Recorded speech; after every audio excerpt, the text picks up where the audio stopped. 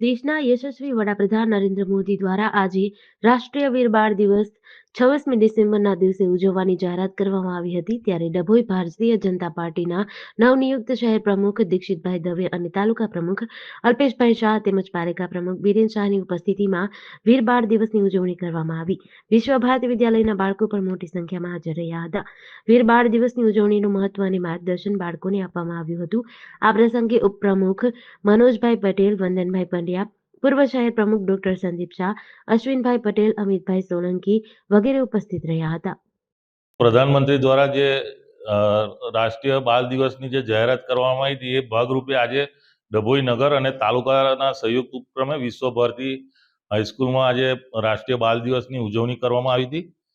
જે આપણા આશરે 300 વર્ષ પહેલા ઈસવીસન 1700માં જે મુગલો દ્વારા જે આક્રમણ કરવામાં આવ્યું હતું અને એની સામે જે આપણા ગુરુ ગોવિંદસિંહ, શીખોના 10મા ગુરુ, અને એમના પરિવારે જે શહાદતો વરી હતી, એ આપણા આજના બાળકોને જે રાષ્ટ્રભક્તિ અને આપણા ધર્મ પ્રત્યે જે આજનો યુગ છે કે ભાઈ મોબાઈલમાં જ એ કરવું, તો એના પ્રત્યે આપણું આજે રાષ્ટ્રભક્તિ અને ધર્મ માટે જાગૃત થાય આજના યુવાનો, એ માટે આ કાર્યક્રમ યોજવામાં આવ્યો હતો. જિલ્લાના દરેક મંડળમાં આ કાર્યક્રમ હતો. એ રીતના ડભોઈ નગર અને તાલુકાનો સંયુક્ત કાર્યક્રમ આજે ડભોઈમાં યોજાયો. જેડીસી ન્યૂઝ સાથે નિરંજન ચૌહાણ, ડભોઈ.